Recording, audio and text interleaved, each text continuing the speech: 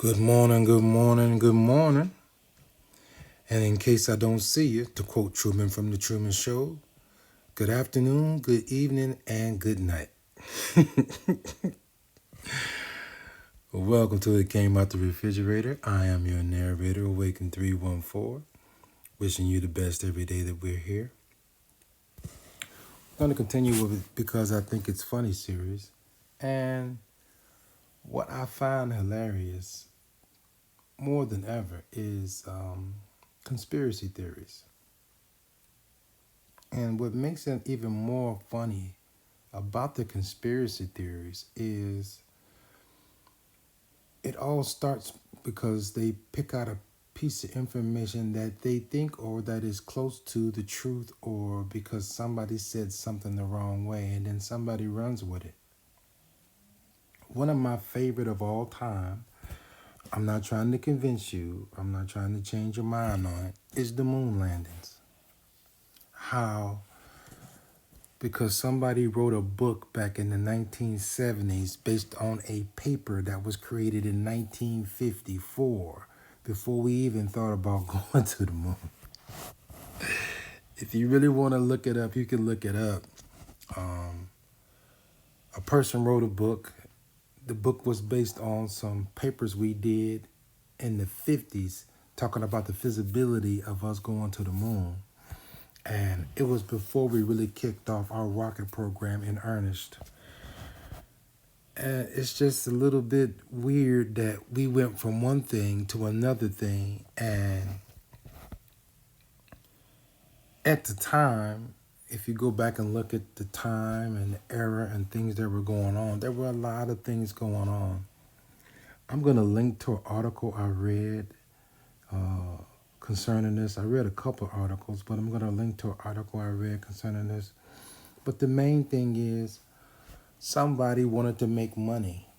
And they also tried to interview one of the astronauts, and the astronauts didn't want to deal with him, but that's another separate story. But to make a long story short, it's somebody wanted to make money, and in order to make money, instead of telling one story, they told the complete opposite of the story. And once you tell the complete opposite of the story with no context and no facts, but you tell this side based on what you believe, it takes off running.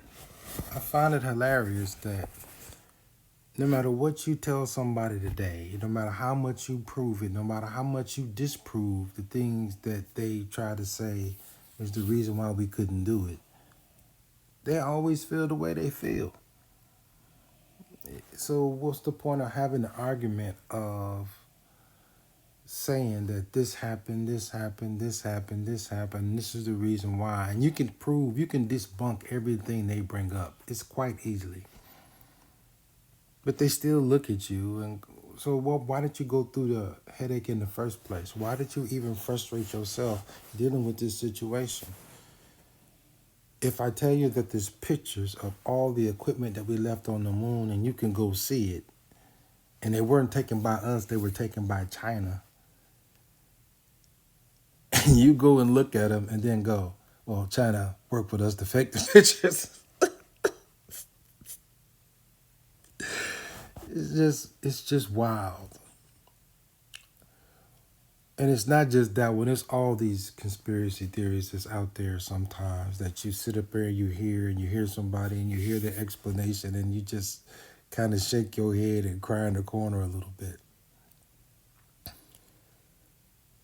We want to believe it happened in our own way so bad, so many times, that we'll suspend reality just so we can feel the way we want to feel. I often have this conversation with people, and it's not even the conversation of conspiracy theory, it's the conversation between your truth and what the facts are. Those things could be equally relevant. It could be equally relevant that you believe the things that you are saying, which means you live in your truth. And it could be equally relevant that the facts of the case that you're talking about don't actually match up with the truth that you're saying. Doesn't mean that you're a liar, doesn't mean that you're not telling the truth. It just means what you believe and how you see it is what you believe and how you see it.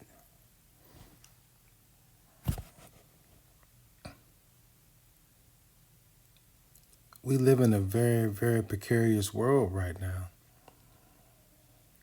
And more than one person than me has said it, that we live in the age of spin. We live in the age where somebody will take a set of facts or somebody will take a story and to make it more entertaining, to make it more clickbaity, to make it more TikToky, whatever it is, that story will get embellished or changed or massaged to be something that it's really not. I leave it up to you. I leave it up to your energy. I leave it up to your mindset to determine what's the truth or what's not for you. And what are facts and what are not facts for you. I just find it hilarious that we keep doing this over and over without thinking about what the true consequence it is. Anyway, that being said, please be safe, please be blessed, and as always, all are welcome here. Oh, and today's snack is the banh mi special combination sandwich with a fried egg on top. It is absolutely delicious and I love it. And I hope you get a chance to enjoy one yourself someday. Bye-bye.